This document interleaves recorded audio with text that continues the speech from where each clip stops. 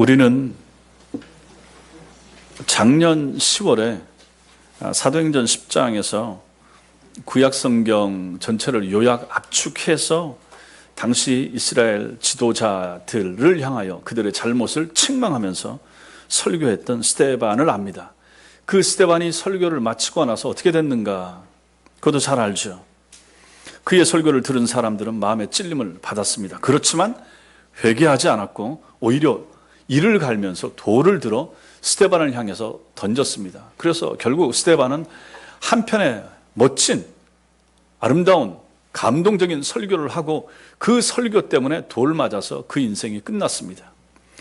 그의 너무나도 잘한 감동적인 설교가 오히려 그의 생명을 단축시키는 근거, 계기가 되고 말았던 것입니다. 이것은 설교를 마치고 나서의 부정적인 반응과 결과입니다. 설교를 너무너무 잘 했는데도 불구하고 이러한 반응, 이러한 결과가 있을 수 있다 하는 가장 대표적인 케이스가 이것일 것입니다. 그런데 오늘 본문 말씀은, 우리가 읽은 이 말씀은 저와 같은 이 시대의 설교자들이 기대하는 소망하는 설교의 또 다른 결과가 되는 거죠. 모든 설교자가 그러죠. 나도 설교하고 나면 좀 이런 역사가 나타났으면 좋겠다. 저도 마찬가지고요. 이것은 설교 후의 긍정적인 반응, 설교 후의 긍정적인 결과를 우리에게 보여주고 있습니다. 그것이 무엇입니까? 오늘 말씀에 나타나고 있는 것처럼 설교로 인한 성령의 임하심 때문입니다. 설교했더니 성령이 임하시더라. 설교를 마쳤더니 성령의 역사가 강력하게 나타나더라 하는 것입니다. 성령님이 임하시면 우리의 모든 문제는 해결됩니다. 그래서 이것이 중요한 문제가 되는 거죠. 설교는 열심히 한다고 하는데 성령이 역사하시지 않으면 어떻게 되겠습니까? 얼마나 마음이 건조해지겠습니까? 뭐 듣기는 들은 것 같은데 마음에 감동이 없는 거예요. 그렇지 않습니까? 여러분들이 지금까지 지내오시면서 많은 설교를 들으셨을 텐데 그 모든 설교들이 다 은혜가 되지 않았을 것이고, 설교를 듣고 나도 건조한 마음을 가지고 집으로 돌아간 경우가 있지 않겠습니까? 저도 마찬가지고요. 그렇다면 설교에 있어서 핵심적인 요소가 무엇이겠습니까? 제가 자주 말씀드렸지만 설교자의 문제일 수도 있지만 궁극적으로는 설교자의 문제가 아닙니다. 아니, 스데반이 설교했는데 그 설교 들은 사람들이 회개하지 않고 돌 들어서 그 사람 쳤다니까요. 베드로 설교 후에도 이런 좋은 결과도 있지만 그렇지 못한 결과도 있었지 않습니까? 예수님도 말씀을 너무나도 하나님의 뜻에 합당한 설교를 전한 것 때문에 바리새인들이 저 사람 죽여야 되겠다 한 그 결과 때문에 결국은 십자가에 달리신 거 아니겠습니까? 설교를 주관하시는 분도 성령님이십니다. 사람이 중요하지만 성령이 중요하십니다. 설교자보다도 성령의 역사하심이 필요하고 중요한 것입니다. 여러분과 저의 마음에 성령이 임하시는 것이 그토록 중요하다 하는 것을 우리는 오늘 이 말씀을 통해서 배우게 되는 것입니다.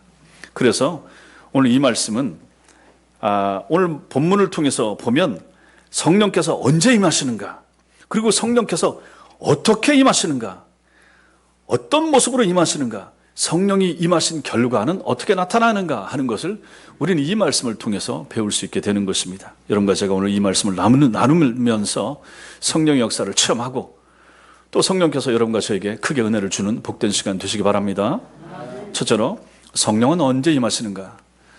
이 본문 말고도 성령을 가지고 얘기할 수 있는 본문은 성경에 많습니다. 그러나 오늘 이 본문이 우리가 받고 우리가 봐야 될 말씀이기 때문에 이 말씀 속에서만 성령의 역사를 찾아보고자 하는 것입니다. 언제 성령이 임하시는가? 45절 거기 보시면 베드로와 함께 온 할례 받은 신자들이 이방인들에게도 성령 부어 주심으로 말미암아 논란이, 이렇게 말합니다. 여기 성령 부어 주심 이렇게 나오죠. 이 원문의 표현은 헬라어 원문으로는 성령의 선물 부어 주심 이렇게 됩니다. 성령의 선물 부어주심, 우리 성경에서 선물이 빠져 있지만 선물이 들어가고 있는 거죠. 성령 부어주심, 성령의 선물 부어주심 이렇게 되는 거죠. 여기 부어주심은 붓다, 흘리다, 쏟답니다. 콸콸콸콸 부어주다, 그런 뜻이 되는 거죠. 위로부터 선물이 흘러 넘치도록 주어지고 있다 하는 표현이 되는 것입니다. 그런데 이것이 수동태로 되어 있어서 하나님께서 이 일을 하신다, 그런 뜻이 됩니다. 성령을 부어주심은 누가 하는 것입니까? 하나님께서 하시는 거죠. 하나님께서 여러분과 저에게, 우리 인간에게 거저 아낌없이 부어주시는 선물, 그게 뭡니까? 성령입니다. 하나님의 뜻에 따라 하나님의 때에 하나님의 방법 가운데 하나님께서 부어주시는 것, 그것이 바로 성령입니다. 땅에서 부어주세요. 유명한 부흥사가 탁월한 누가 성령이 오시옵소서 한다고 성령이 오시고 가시옵소서 한다고 가는 성령이 아니라 하는 것입니다. 성령은 독자적으로 하나님의 뜻 안에서 스스로 움직이십니다. 성령은 돈을 주고 살 수 있는 이방 종교의 기이한 능력이나 마법과 같은 것이 아닌 것입니다. 그래서 여러분과 제가 성령에 대해서 잘 배울 필요가 있어요. 우리가 예전에 성령에 대해서 잘못 배운 것이 너무 많습니다. 죄송한 말이지만 순복음의 영향도 크고 또 잘못 가르쳤던 부흥사들의 가르침도 커서 거기에 정통적인 장로교가 원래 그렇게 가르치지 않았었는데 이게 신학이 이상하게 섞이면서 성령에 대해서 잘못 가르치게 되고 잘못 배우게 됐던 것입니다. 오늘 말씀 속에서 언제 성령이 임하셨다고 하는가? 44절 말씀 같이 읽겠습니다. 44절 시작. 베드로가 이 말을 할 때에 성령이 언제 임했습니까? 베드로가 뭐 할 때요? 설교할 때죠. 베드로가 설교할 때 성령이 임했다. 이 44절에 히브리어, 헬라어 원문 맨 앞에 보면 우리 성경에서 생략된 부사가 하나 들어있는데 에티라고 하는 부사인데 아직도라는 뜻입니다. 아직도 베드로가 이 말을 할 때에 아직도 베드로가 설교하고 있을 때 그 설교가 뭡니까? 그 위에 있는 설교들이죠. 36절부터 우리가 지난주까지 살펴봤던 43절까지의 설교를 계속하고 있는 그때에 베드로가 이 설교를 하고 있을 때 성령이 그 말씀 듣는 모든 사람에게 임했다. 이렇게 말씀을 해주고 있는 것입니다. 즉 성령의 임하심은 베드로가 말씀 전하는 것을 마치기도 전에 고넬료와 거기에 모여 있었던 가족들에게 그 모인 사람들 위에 성령이 임하셨다 하는 것입니다. 우리는 앞에서 사도행전 8장에서 사마리아 성에서 성령이 임한 것을 봅니다. 거기서는 그 사람들을 먼저 믿고 세례를 받은 사마리아 사람들을 위해서 베드로와 요한이 성령 받기를 기도하니까 성령이 임했습니다. 근데 오늘 여기서는 어떻습니까? 그런 기도가 아니라 고넬료 집에서는 지금 베드로가 설교하는 중에 설교가 마쳐지기도 전에 성령이 임한 것을 오늘 말씀이 우리에게 보여주고 있습니다. 그럼 베드로가 보세요. 44절에 베드로가 이 말을 할 때 이 말이 뭡니까? 설교라고 그랬죠. 이 말은 어떤 내용이겠습니까? 위에 나오는 36절부터 43절까지의 내용이 되겠죠. 이게 뭡니까? 복음의 메시지입니다. 이 복음의 메시지, 베드로가 고넬료 집에 안에서 설교한 것은 개인 얘기가 아니에요. 사적인 얘기가 아닌 거예요. 하나님이 맡기신 사역으로 복음을 힘있게 증거하고 있는 그 복음 증거하는 설교 사역을 감당하고 있을 때 성령이 임했다 하는 것입니다. 이 메시지 내용은 이미 우리가 이 앞에 내용을 통해서 살펴왔습니다. 화평의 복음을 전했다 그랬죠. 갈릴리에서부터 시작됐다. 주님의 사역이 마귀에게 눌린 모든 사람을 고쳤다 그랬습니다. 예수 십자가에 달리셨다가 부활하신 사건, 그것을 전했다고 그랬습니다. 그리고 우리가 지난주에 본 것처럼 하나님께서 예수님을 뭐로? 재판장으로 세우시고 또 예수님을 뭐로? 구원자로 세우셨다. 이 내용을 가지고 설교하고 있는 거죠.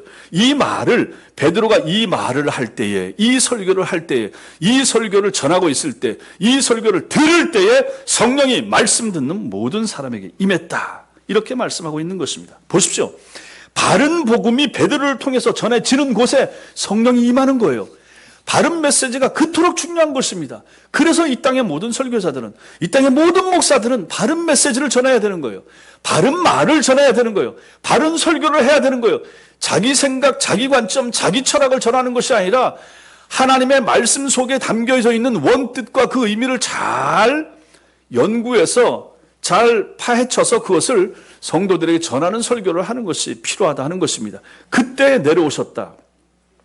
44절 끝에 성령이 말씀 듣는 모든 사람에게 내려오시니, 이 내려오시는 갑자기 예상치 못한 때 전적으로 내려왔다, 그런 뜻입니다. 성령이 그렇게 임한 거예요. 성령이 임할 줄 꿈에도 생각하지 못하고 베드로는 말씀을 전해야 될 바른 말씀만 전하고 있는데 생각지도 못한 성령이 그 가운데 임했다 하는 내용이 되는 것입니다. 이때 고넬료 일행이 한 것이 뭡니까? 그 집안에 모여 있었던 사람들이 한 게 뭐예요? 말씀 듣는 것 이외에는 아무것도 없었잖아요. 그들은 단지 베드로의 입을 통해서 나오는 하나님의 말씀을 들었을 뿐입니다. 여기에 사용된 단어, 말씀 듣는 모든 사람에게 할 때 듣는, 듣다. 이게 헬라어로 동사 아쿠오라고 하는 것인데 그냥 스쳐 듣는 것이 아니라 귀 기울여 경청하여 마음에 담는 것, 그것이 바로 듣다라는 것입니다. 그리고 이 듣다는 반드시 행동이 동반되는 들음. 내가 저 말씀 들으면 꼭 저대로 해야 되겠다라고 하는 자세를 가지고 들을 때 이 단어를 사용한다는 것입니다. 여러분 보십시오. 우리말에도 마찬가지죠. 만약에 선생님이 학생을 가르치면서 저 학생은 참 말을 잘 들어. 그럼 어떤 뜻이 다 들려 있습니까? 말을 귀로도 잘 듣고 귀로 들은 걸 행동으로도 잘 옮겨 할 때 선생님이 그 학생을 그렇게 칭찬하는 거잖아요. 저 학생이 말을 잘 듣는다. 귀로만 듣고 많은 걸 가지고 잘 듣는다라고 안 하잖아요. 귀로 듣고 행동으로 선생님이 시키는 대로 잘 따를 때 저 학생은 말을 잘 듣는다 이렇게 말합니다. 반대로 저 사람은 말을 잘 안 듣는다라고 하면 마찬가지인 거예요. 듣긴 듣고 흘려버리고 행동도 안 옮기고 잘 듣지도 않고 이게 다 여기에 포함되는 거예요. 고넬료 일행은 온 마음을 집중하여 하나님의 말씀을 경청하고 잘 들었죠. 마음에 담았습니다. 단순한 호기심 때문에 들은 것이 아니에요. 그저 듣기 위해 듣는 것이 아니었습니다. 하나님의 말씀을 들음으로 그들은 그동안 자신들이 모르고 있었던 것이 무엇인가를 알고자 하는 마음을 가지고 듣는 거예요. 어떻게 살아야 할 것인가를 알고 행하기 위하여 귀 기울여 하나님의 말씀을 경청했던 거예요. 성도 여러분, 여러분들은 앞으로도 계속해서 설교를 듣는 그 모습으로 사셔야 될 분들입니다. 여러분들이 세상을 떠나는 그날까지 여러분들이 설교를 듣지 못하는 순간이 올 때까지 여러분들은 설교를 들으셔야 됩니다. 그때마다 여러분들은 어떤 자세를 가지고 설교를 들으셔야 됩니까? 오늘 고넬료 집안에서 베드로의 설교를 들었던 사람들의 이 태도와 자세처럼 이러한 마음을 가지고 여러분들 들으셔야 됩니다. 집중해서 들으셔야 됩니다. 몸이 피곤할 수 있습니다. 토요일 날 바쁘시죠. 어디 멀리 갔다 오실 수도 있고. 그래서 제가 늘 말씀드리죠. 토요일 날 몸을 피곤하게 하지 마시라. 일찍 주무시라. 누누이 말씀드려요. 왜 그렇습니까? 주일 때문에 그렇습니다. 주일 때문에 그런 거예요. 그렇게 부탁을 드리는데도 이게 잘 안 되는 분들이 있습니다. 노력하셔야 됩니다. 피곤하십니까? 등을 떼세요. 등을 떼세요. 그래서 제가 어떤 교회는 저는 말씀드렸죠. 밑에 앉는 판만 있어. 등받이가 없어요. 얼마나 불편하겠습니까? 그런데 예배당에 그것만 놓고 있는 거예요. 그것만. 집중해서 들으라고. 그것도 참 좋은 생각이라 하는 생각이 들어요. 하나님의 말씀을 듣는데 얼마나 집중해서 잘 들어야 되겠습니까? 근데 갈수록 교회들은 어떻게 합니까? 안락하게 만들어. 뭐든지. 목회자들은 또 그런 마음이 있어. 성도들이 와서 막 편하게 할 수, 따뜻하게 해드리고 시원하게 해드리고 그냥 말씀만 잘 듣고 할 수 있도록 그 마음 자체가 나쁘진 않잖아요. 좋잖아요. 근데 너무 시스템과 환경이 좋다 보니까 말씀에 대한 집중이라든지 너무 환경이 점점 여러분 큰 교회들 가보십시오. 얼마나 잘 됐습니까? 공기 청정기부터 해갖고 안에 모든 실내 이런 배기 시스템이 너무 좋아가지고 너무 한락한 의자에 저도 앉아가지고 공연 온거 같은 곳에서 예배를 드렸더니 졸리더라고. 너무 잘 돼 있고 소파도 푹신하고 등받이에다 목까지 받쳐줄 수 있도록 이렇게 돼 있으니 그러한 예배를 드리면서 우리가 하나님의 말씀을 집중하면서 이렇게 잘 안 될 수가 있는데 그럼에도 불구하고 여러분들은 이제 훈련이 잘 되셨으니까 저쪽으로 가도 마찬가지고 앞으로도 예배에 늘 집중을 잘 하시기 바라고 잘 들으셔야 됩니다. 목사 설교이기 때문이 아니라 하나님이 이 시간에 저 앞에 세운 설교자를 통해서 내게 주시는 말씀이기 때문에 여러분들은 경청하는 것이 필요하다 하는 것입니다. 마음을 가지고 어떻게 살아야 될 것인가 내게 주시는 말씀 그 자세를 가지고 그 낮은 겸손한 자세를 가지고 고넬료 집안의 식구들은 들었던 것입니다. 저도 마찬가지입니다. 지금은 설교자지만 저도 알아서 들을 때가 있잖아요. 다른 설교자들이 있을 때가 있잖아요. 저도 집중해서 들어야 됩니다. 그때는 여기 있을 때만 설교자지, 내려가면 저도 청중 아닙니까? 내려가면 저도 설교를 듣고 그 설교 앞에 아멘 해야 될 사람 아닙니까? 이번에 노회 참여했는데 노회장님이 설교했습니다. 너무너무 좋았습니다. 우리 여기 저 노회장 하시는 분, 양양모 목사님 오셨던 분이 설교, 너무 좋았어요. 그래서 목사님 마치고 나서 설교 너무 좋았습니다. 감사합니다. 그렇게 하는 거죠. 반응이 필요한 거예요. 여러분들 마찬가지입니다. 제가 여러분들이 설교를 들으시면 제게 반응을 굳이 하실 필요는 없습니다라고 말하지만 여러분 마음에 그런 건 있으셔야 되는 거죠. 그래야 설교자를 위해서 기도하게 되죠. 주님, 우리 교회에 나에게 저는 좋은 설교자 주셔서 감사합니다. 더 좋은 설교자가 되게 해주세요. 더 바른 말씀만 전하는 설교자가 되게 해주세요. 라고 기도해야 될 책임은 여러분들에게 끊임없이 있는 거예요. 여러분들이 세상을 떠나는 그날까지 여러분 앞에서 여러분에게 말씀을 들려줄 설교자를 위한 여러분의 기도는 끊임없이 이어져야 되는 거죠. 여러분 어떻습니까? 말씀을 집중하면서 듣고 계십니까? 집중하셔야 됩니다. 순종의 의지와 자세를 가지고 들으셔야 됩니다. 주님 이 시간에 내게 주시면 그 말씀이 무엇이든지 간에 내가 그 말씀 잘 듣고 순종하겠습니다 하는 자세를 가지고 들으셔야 됩니다.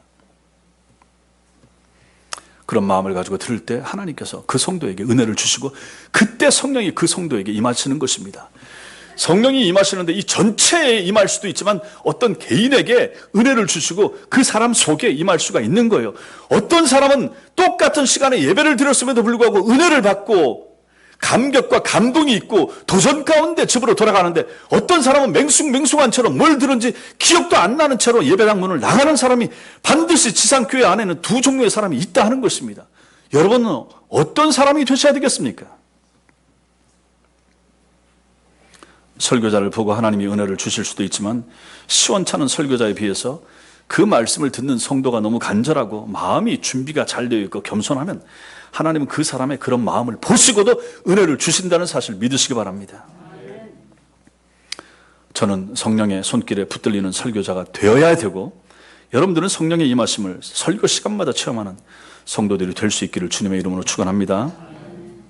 두 번째로 성령은 어떻게 임하셨는가? 오늘 말씀의 배경 속에서 오늘 45절과 46절에 보니까 베드로와 함께 온 할례받은 신자들이 이방인들에게도 성령 부어주심으로 말미암아 놀라는데 성령이 임하는 것을 그들이 보면서 놀라는 거예요. 체험하는 거죠. 그 놀라는 눈에 보이는 현상이 뭡니까? 46절입니다. 이는 방언을 말하며 하나님 높임을 들음이러라 이렇게 말씀하고 있습니다. 무두장이 시몬이 살던 욥바에서 베드로와 함께 고넬료의 집에 왔던 신자들이 있다고 그랬죠. 어떤 형제, 그 사람 몇 명이라고 그랬습니까? 6명이라고 저번에 말씀을 드렸죠. 그 6명의 신자들, 유대교 출신 성도들이 내려와서 거기서 예배를 같이 드리고 있는 거죠. 베드로의 설교를 듣고 있는 거죠. 그런데 그들이 성령님이 내려오심을 본 거죠. 그리고 그들도 놀란 거죠. 왜 놀랍니까? 유대인들은 자기들에게만 하나님이 되시고 예수님 믿어도 유대인들만 믿을 수 있다고 이렇게 생각을 해왔던 것입니다. 그런데 하나님께서 베드로에게 천사를 보내셔서 이방인 고넬료 집에 가서 예수님 복음을 전하라 이렇게 말씀하셨죠. 그래서 베드로가 그 집에 가서 복음을 전하자 성령님께서 이방인들에게도 내려오심을 그들이 보고 크게 놀랐던 것입니다. 그들이 놀란 구체적인 장면, 이것이 바로 46절입니다. 고넬료 집안 사람들이, 그 이방인들이, 자기들이 그토록 멸시하던 이 이방인들이 베드로의 설교를 듣다가 성령의 임하심 가운데 방언을 말하고 그들의 입술로 하나님을 찬양하는 소리가 튀어나오는 것을 본 거예요. 이 사람들은 알잖아요. 자기들은 오순절에 성령님께서 자기들에게 임한 것을 체험했잖아요. 사도행전 2장, 3장 여기서. 그랬던 것처럼 그 방 안에 모여있는 이방인들도 방언으로 말을 하더라는 것입니다. 그리고 하나님을 높이고 찬양하는 것을 본 거예요. 그것은 자기들이 체험했잖아요. 성령을 받았을 때 그들이 이전에 체험했던 것을 저 이방인들이 체험하는 것을 보면서 깜짝 놀랐다. 이 내용이 되는 것입니다. 성령님께서 하신 일은 예수님의 십자가 복음을 바로 알고 바로 믿게 하시는 것이고 그 바른 믿음이 성도 속에서 자라나게 하시는 것입니다. 이 일을 성령이 하십니다. 그래서 베드로가 예수 그리스도의 복음을 전했을 때 성령님께서 임하셔서 거기 모인 사람들의 마음을 감동시키시고 그들에게 믿음을 성령께서 주시고 그 믿음을 고백하게 하셨던 것입니다. 그것도 신비하게 고백하는데 뭘로요? 방언으로 튀어나온 거죠. 그리고 그들이 찬양하게 되었던 것입니다. 보세요. 베드로가 전한 복음이 바른 복음이라는 것을 확증시켜 주시기 위해서 하나님께서는 이방인들에게 방언의 은사를 주셨던 것입니다. 그리고 하나님을 높이는 찬송을 부를 수 있도록 하신 것이 바로 이 내용이 되는 것이죠. 칼빈은, 종교개혁자 칼빈은 이 본문의 내용을 주석을 하면서 방언의 용도를 두 가지로 말합니다. 하나는 각기 다른 언어를 사용하는 사람들에게 복음을 전해야 할 필요성 때문에 방언을 주셨다, 이렇게 말하고, 또 하나는 복음 그 자체가 얼마나 영광스러운가, 얼마나 존귀한가를 보여주기 위한 목적에서 신비한 언어인 방언을 주었다, 이렇게 말했습니다. 방언의 은사는 복음을 언어가 다른 세계 모든 민족에게 전하도록 하기 위한 하나님의 특별한 배려로서 주신 은사였던 거예요. 사도행전 2장에 오순절에 성령님이 임했을 때 거기 모인 사람들이 방언으로 말하는데 뭐라고 그랬습니까? 각 나라에서는 모든 사람들이 다 자기의 언어로 알아들을 수 있었다라고 말하잖아요. 방언이 세계 모든 민족에게 복음을 전하기 위한 수단으로 그 당시에 그때 쓰였다 하는 것을 우리는 여기서 알 수가 있는 것입니다. 방언의 은사를 통해서 하나님께서 유대인뿐만 아니라 세상 모든 사람들도 복음을 듣고 예수님을 믿을 수 있도록 믿기를 허락하셨다. 그 증표로서 하나님께서 그들 무리에게 방언을, 성령을 통하여 방언을 허락하셨던 것입니다. 그리고 또 방언은 사도들이 전하는 복음이 가짜가 아니라는 것, 사도들이 전하는 복음이, 베드로가 지금 전하는 복음이 진짜라는 것, 진짜 하나님의 말씀이며 하나님께서 인간을 구원하시기 위해서 큰 일을 시작하셨다는 것을 보여주기 위한 증표로서 하나님께서 거기 모인 사람들에게 방언을 허락하셨던 것입니다. 사도행전 2장 11절을 보시면 우리가 다 우리의 각 언어로 하나님의 큰 일을 말함을 듣는도다, 이렇게 말합니다. 방언을 통하여 저것은 진짜다, 하나님의 큰 일, 하나님의 놀라운 일, 구원의 일을 방언을 통해서 듣게 하시는구나, 이렇게 깨달았던 것입니다. 만약에 방언이 없었다면 사도들이 전한 복음이 하나님의 말씀인지 또 하나님께서 행하시는 인간 구원의 큰 일을 보여주는 것인지 그들이 믿지 못했을 것입니다. 성령님께서 임하시고 방언을 말하게 하심으로 복음을 하나님의 말씀으로 그들은 깨닫게 되었던 것입니다. 그리고 성령 하나님께서 복음을 듣는 사람들의 마음을 감동시켜서 깨닫게 하심으로 하나님의 은혜와 사랑을 어떻게 됩니까? 진심으로 자기 입으로 노래하게 되는 거죠. 이게 고백으로 튀어나오는 거예요. 성도 여러분, 그래서 제가 자주 말씀드리죠. 찬양은 은혜의 수단이 아닙니다. 앞으로도 계속해서 저쪽 가서도 끊임없이 가르칠 것입니다. 찬송은 은혜 받은, 보세요, 하나님의 은혜, 성령이 임하시고 성령의 은혜를 체험한 사람이 너무 기뻐서 감격스러워서 입술로 주님을 높이고 그것이 터져나오는 것이 찬송이 되는 거예요. 찬송을 통하여 하나님의 은혜를 하늘로부터 끌어내리고 받기 위해서 찬송 많이 하고 찬송 여러 개 부르고 힘있게 부르고 뭐 치면서 막 악기 동원해서 부르면 하늘로부터 은혜가 임하는 것이 아니라는 것입니다. 말씀과 기도와 성례, 이것이 바로 은혜의 수단, 은혜의 방편이라고 누누이 말씀드리죠. 잊지 마십시오. 다른 것들은 은혜의 수단이 아닙니다. 우리 믿음의 선진들이, 칼빈이, 그리고 종교개혁자와 칼빈이, 그리고 청교도들이 끊임없이 이것을 교회사 가운데 가르쳐 온 거예요. 근데 이 시대에 오늘날 여기 와서 뭐 다른 걸 통해서 은혜를 받고 이걸 통해서 은혜가 온다라고 말하는 것은 잘못된 가르침이라 하는 것입니다. 저는 앞으로도 끊임없이 이것을 가르칠 것이고 여러분과 같이 이렇게 나눌 것입니다. 성령 받은 그 은총 때문에 감사해서 감격적으로 찬송이 튀어나오는 것입니다.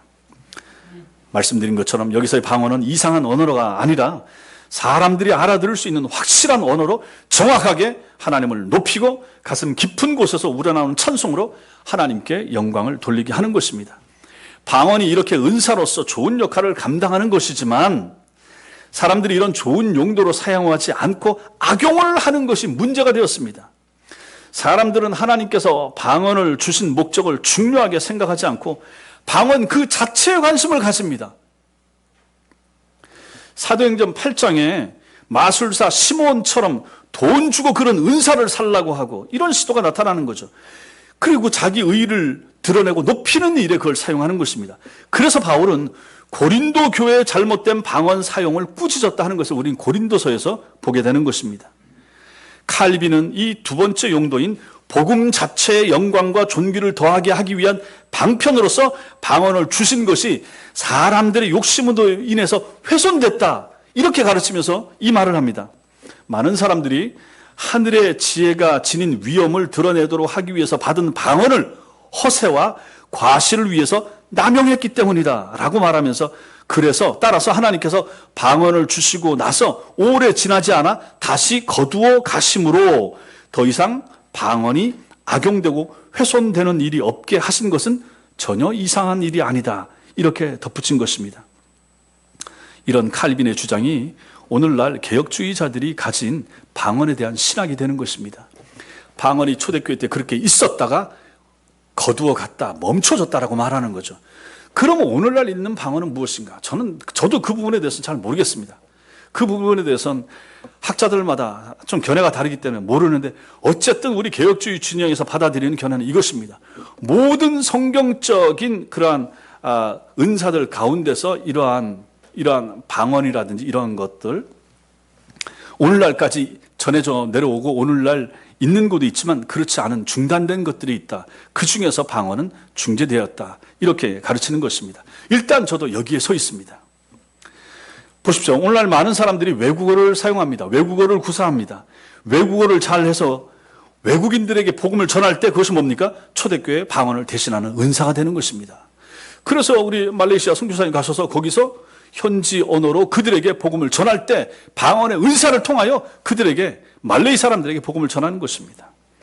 뿐만 아니라 우리는 성령님의 감동하심을 통해서 복음을 가슴속 깊이 믿고 감동을 받고 감격을 할 때 그때 찬송이 터져나오죠. 그리고 그것을 통해서 하나님께 영광을 돌리게 되는 것입니다. 이런 찬양이 무엇입니까? 오늘날 방언의 은사라고 칼빈은 설명을 했던 것입니다.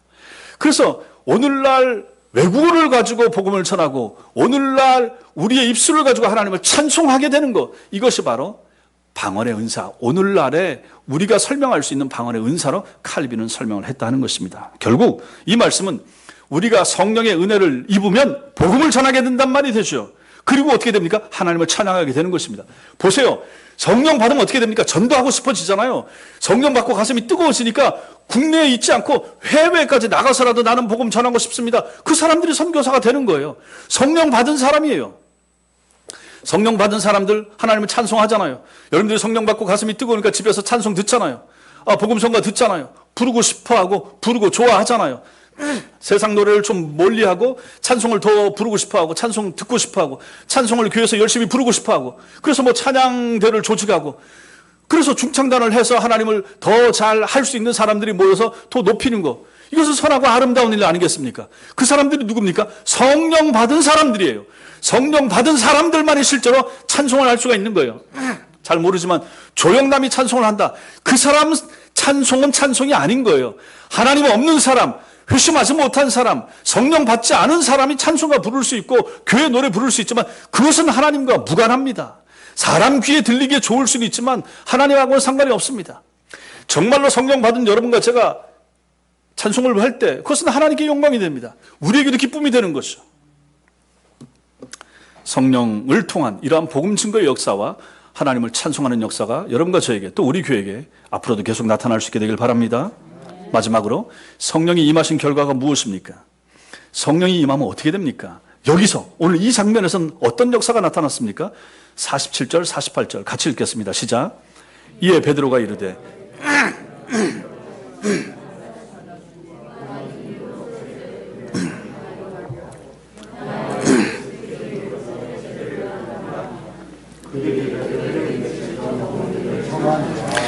여기서 성령이 임하신 결과가 무엇으로 나타납니까? 세례를 베푸는 걸로 나타나는 거죠. 베드로는 즉시 욥바에서부터 자신을 따라온 성도들로 하여금 성령 세례 받은, 성령이 임했다, 이거 성령 세례라고 말하죠. 그래서 제가 자주 말씀을 드렸습니다. 성령 세례가 먼저고 성령 세례 받은 사람이 물 세례를 받는다고 그랬습니다. 회심해야죠. 회심하고 성령을 받은 사람에게 교회에서 물 세례를 공적으로 주는 거죠. 지금 여기도 마찬가지입니다. 성령 세례를 받은 이방인 고넬료 일행에게 이제 베드로가 물 세례를 베풀게 하고 있습니다. 세례와 연관해서 고린도전서 10장 1절과 2절은 이렇게 증언합니다. 거기 보면 형제들아 나는 너희가 알지 못하기를 원하지 아니하노니 우리 조상들이 다 구름 아래 있고 바다 가운데로 지나며 모세에게 속하여 다 구름과 바다에서 세례를 받고 이렇게 말합니다. 이 장면은 우리가 아는 것처럼 홍해를 통과하는 거잖아요. 홍해를 통과한 이 내용을 가지고 사도 바울은 세례받은 것으로 표현하고 있는 것입니다. 이스라엘 백성이 갈라진 홍해를 건넌 그 자체를 가지고 세례로 정의하고 있죠. 그날 그 홍해 가운데서 오늘날과 같은 형식의 세례 예식은 거행된 적이 없지만 성경은 그날 홍해를 건넌 모든 이스라엘 백성들이 다 세례를 받았다라고 선언합니다. 홍해를 건너는 자체가 세례의 본질적인 의미를 가지고 있기 때문에 그런 것입니다. 이스라엘 백성들이 보십시오. 애굽에 종살이 하다가 해방되었다 해도 홍해를 건너기까지는 어떻습니까? 아직 애굽을 완전히 벗어난 것이 아니었습니다. 그들이 홍해 앞에 도착했을 때 바로가 가라 해라 했다가 다시 마음이 변했죠. 그래서 또 다시 그들을 잡기 위해서 쫓아오잖아요. 전 군대를 동원해서 추격을 합니다. 따라서 이스라엘 백성들은 홍해를 건너 홍해 건너편에 도착해야 비로소 애굽과 바로의 영향권에서 완전히 벗어날 수가 있었던 것입니다. 그리고 갈라졌던 홍해가 다시 합쳐짐으로 그들은 다시 애굽으로 돌아갈 수 없게 됐죠. 이처럼 이스라엘 백성에게 홍해를 건넜다라고 하는 것은 뭡니까? 애굽과 단절됐다는 의미가 되는 것입니다. 애굽과의 완전한 단절, 이것이 홍해를 건nom의 의미가 되는 것입니다. 홍해 쪽 저쪽 애굽 저쪽에서의 삶이 죄와 사망에 노예된 삶이었다 그러면 홍해를 건넌 이쪽의 삶은 영원한 진리와 하나님 나라를 지향하는 생명의 삶이죠. 완전히 달라지는 거죠. 그래서 그날 홍해 속에서 그 어떤 겉으로 드러나는 세례 행위 예식이 없었음에도 이 이스라엘 백성들이 홍해를 건넌 그 자체가 바로 세례였다 하는 것입니다. 그러나 이스라엘 백성들이 애굽의 종살이에서 벗어나 홍해 건너의 세례를 받았다고 해서 그 동기가 그 근거가 그들 자신에게 있었던 것은 아닙니다. 자기들이 뭘 잘해서 뭘 열심히 했더니 하나님 앞에 기도 열심히 했더니 하나님께서 건너게 했다. 그겁니까? 아니잖아요. 그들에게 그것이 가능할 수 있었던 것은 그 이스라엘 백성들이 홍해를 건널 수 있었던 것은 그 앞에 무엇이 선행됐기 때문입니까? 어떤 절기가 있었습니까? 뭐가 있었습니까? 유월절이 있었죠. 유월절이 먼저 있었기 때문입니다. 바로가 이스라엘 백성을 해방시키지 않을 수 없도록 하나님께서 애굽 내에 있는 모든 사람의 장자와 짐승의 첫 새끼를 치셨죠. 그러나 이스라엘 백성들은 하나님 앞에서 살아났습니다. 왜 살았습니까? 피 때문에 살았죠. 양을 잡아 양의 피를 좌우 문설주와 임방에 발랐죠. 양의 피가 발라져 있는 사람들은 하나님의 심판이 어떻게 됩니까? 유월됐다. 하나님의 심판이 넘어갔다. 뛰어넘었다. 이렇게 되는 거죠. 오늘 본문 속에서 이방인인 고넬료 일행에게 베풀어진 세례의 동기 또한 마찬가지입니다. 지금 고넬료 집안에 있었던 그 사람들이 세례를 받는데 그 당일에 어떤 특정한 일이나 어떤 사람 때문에 그들이 세례를 받게 됐습니까? 절대로 아닙니다. 고린도전서 5장 7절은 뭐라고 말하냐면 십자가에 못 박혀 돌아가신 예수님을 가리켜 유월절 양이라 이렇게 표현합니다. 고린도전서 5장 7절은 예수님을 유월절 양이라고 부릅니다. 예수님께서 당하신 십자가 고난의 의미가 유월, 즉 넘어가는 것이었기 때문입니다. 우리가 당할 심판의 자리에 주님이 서심으로 말미암아 사망의 심판이 누구를 넘어갑니까? 우리를 넘어간 거예요. 예수께서 십자가에 달리심으로 말미암아 여러분과 제가 달려야 되는데 그 달릴 자리에 예수님이 달려서 하나님의 심판이 예수님이 달린 걸 보고 넘어간 거예요. 그것이 바로 유월이란 얘기입니다. 예수님이 누굽니까? 유월절 어린 양 되시는 것입니다. 유월절 이스라엘 백성들이 애굽에서 맞이했던 그 장자 심판의 재앙을 넘어간 것은 그들 집 문에 발랐던 피, 그 피는 유월절 양을 잡아서 양의 피를 발라서 그들이 살아났습니다. 오늘날 우리는 어떻게 살아납니까? 유월절 양 되신 예수님을 믿음으로 말미암아 예수의 피가 우리 영혼의 발림으로 말미암아 하나님의 사망의 심판이 우리를 유월 패스오버 하는 거죠. 그래서 여러분과 제가 살아났다는 사실을 믿으시기 바랍니다. 그것을 근거로 하여 세례를 주는 것입니다. 하나님의 일하심이 먼저인 거죠. 하나님이 다 했습니다. 하나님이 다 하신 거예요. 심판도 그 10번째 재앙도 마찬가지고 양 잡아서 피 발라라 하는 것도 하나님이 가르쳐 주신 것이고 뭐 모세가 자기 머리에서 생각해냈습니까? 아니잖아요. 고넬료 집안에서 지금 성령이 임하는 것도 마찬가지고 하나님께서 위에서 독단적으로 그들 가운데 베드로를 보내시고 베드로의 입에 말씀을 담아주시고 그 말씀 가운데 듣는 무리들 가운데 성령을 주셔서 깨닫게 하시고 방언받게 하시고 하나님 찬송하게 하시고 그리고 그들 위에 그들에게 세례받게 하시고 사람이 한 거 뭐 있습니까? 없어요. 누가 하십니까? 하나님이 하시더라 하는 것입니다. 그리고 이방인 고넬료 일행에게 복음을 설교한 당사자가 베드로라고 해서 세례마저 베드로 자신이 준 것은 아닙니다. 오늘 말씀 잘 읽어보시면 저들에게 주라라고 말합니다. 베드로가 세례를 베풀고 있는 게 아니에요. 베드로는 욥바에서부터 자신을 따라온 성도들로 하여금 고넬료 일행에게 세례를 베풀게 한 것입니다.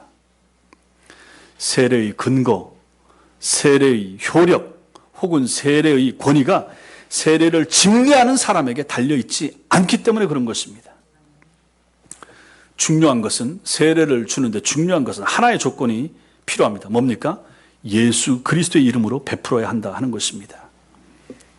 하나님께서 인간의 죄를 대속해 주시기 위해서 유월절 양으로 삼으신 예수 그리스도 안에서만 인간이 하나님을 향한 영원한 생명의 삶을 살 수 있기 때문에 그 이름으로만 세례를 베풀 수 있는 것입니다. 그러므로 이방인 고넬료 일행이 기꺼이 세례를 받았다라고 하는 것은 무슨 뜻입니까? 십자가에서 자신들의 죄값을 대신 치러주신 예수 그리스도 안에서 하나님을 향해서 이제는 달라진 삶을 살겠습니다. 생명의 삶을 살겠습니다라고 저들이 결단했다 하는 것을 보여주는 거죠. 세례가 그거 아닙니까? 결단하는 거죠. 새로운 삶으로의 결단 아닙니까?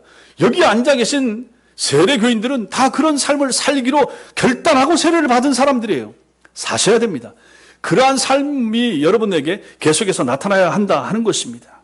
성령 임하심의 결과가 무엇입니까? 새로운 삶이 되는 거죠. 사랑하는 성도 여러분, 사도행전 10장 이제 오늘로서 마치게 됩니다.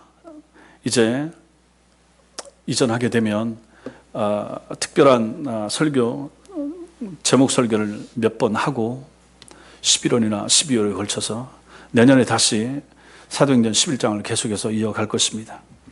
사도행전 10장은 하나님의 이야기로 시작하여 하나님의 이야기로 끝나고 있습니다. 그래서 베드로 역시 구원의 복음을 하나님 중심으로 지금 설교하고 있는 것입니다. 여기 사도행전 10장에서만도 하나님이라고 하는 호칭이 13번, 하나님의 영을 일컫는 성령이 4번, 하나님을 뜻하는 주라고 하는 호칭이 1번, 전부 다 하나님, 하나님, 하나님, 하나님. 우리는 자꾸 베드로가 보이고 우리는 고넬료가 보이고 하지만 그게 아니라는 것입니다. 하나님이 다 하시는 거예요. 그래서 하나님께서는 베드로를 도구 삼아 고넬료 사람들에게 직접 이렇게 복음을 전해주시고 그들을 구하시고 그들을 하나님의 백성 삼으셔서 새 생명을 주신 것을 성경 속에 기록하게 하여 이 시대를 살고 갈 여러분과 저도 이러한 고넬료 일행들처럼 살던 사람들이었다 하는 것을 우리에게 보여주시고자 한 것입니다. 그러므로 이 말씀은 그대로 우리에게 적용이 되는 거죠. 성령을 보내시고 누가 보냈습니까? 하나님이 보내신 거죠. 그 성령을 통하여 성령 받은 사람들을 통하여 교회를 세우시는 거죠. 교회는 바로 사람입니다. 건물이 교회가 아니고 예배당이 건물이 성전이 아니라고 누누이 말씀드렸습니다. 이렇게 사람들을 통하여 하나님께서는 교회 운동을 진행하시는 것입니다. 여러분과 저도 마찬가지입니다. 우리도 성령 받은 사람들이잖아요. 성령 받은 사람들답게 사셔야 되잖아요. 그런 은혜 안에서 여러분과 제가 사는 것이 필요하고 결국은 교회라고 하는 것, 성령 받은 사람들의 모임입니다. 교인은 성령 받은 사람입니다. 성령 받은 사람은 오늘 여기 나타나는 것처럼 이러한 역사가 있어야 되는 거죠. 성령 받은 사람의 특징이 무엇입니까? 가슴이 뜨거운 거죠. 가슴이 뜨거워지면 뭘 합니까? 복음을 전하고 싶은 거예요. 예수를 알리고 싶은 거예요. 가정에서도 마찬가지고 나가서도 마찬가지고. 그래서 교회당이 필요한 거죠. 교회당에 모여서 하나님 모르는 사람들을 데려다놓고 복음을 전하는 것이고 가르치는 것이고, 그래서 하나님을 알도록, 예수를 알도록 소개하는 곳, 그곳이 바로 교회당이 되는 것입니다. 교인들은 그 일을 감당하는 사람들입니다. 여러분과 제가 그 일을 감당하는 사람입니다. 여기서 있을 때도 마찬가지고 저쪽 가서도 마찬가지입니다. 이 본질적인 것은 변함이 없습니다. 달라지지 않습니다. 끊임없이 교회는 이것을 향해서 달려가야 될 것입니다. 그래서 복음을 전하는 것, 선교하는 것, 우리 주변에 있는 사람들에게 예수를 전해주는 것, 이단에 빠져 있는 사람들을 끄집어 내오는 것, 이거 우리가 할 일입니다. 잘못된 말도 안 되는 복음과 신사도주의 운동에 빠져 있다든지 하는 사람들을 끄집어내서 진리 가운데 들어와서 참 복음 안에 살게 하는 것, 여러분과 제가, 우리 교회가 앞으로도 감당해야 될 역할이 바로 여기에 있다는 것입니다. 이게 얼마나 중요합니까? 그래서 우리 교회와 여러분과 제가 영혼 구원과 복음의 확장을 위해서 애쓰는 것이 여러분과 저에게 필요한 것입니다. 성령 받으면 복음을 전하고 싶다. 성령 받으면 하나님을 찬양하게 된다. 그래서 찬양이 중요한 것이고, 그래서 복음 전하는 것이 중요한 것이고, 오늘 말씀은 그것을 우리에게 가르쳐주고 있는 것입니다. 모든 이방인들에게, 여러분과 저도 이방인들 아니었습니까? 그런 우리에게도 성령 주심으로 말미암아 이런 은혜가 나타났던 것입니다. 앞으로도 여러분과 제가 성령 받은 사람답게 사시고, 우리 교회가 앞으로도 이 복음을 전하고 이 성령을 전하는 일에 앞장서는 하나님의 교회, 하나님의 사람들 다 되시기 바랍니다. 기도하겠습니다.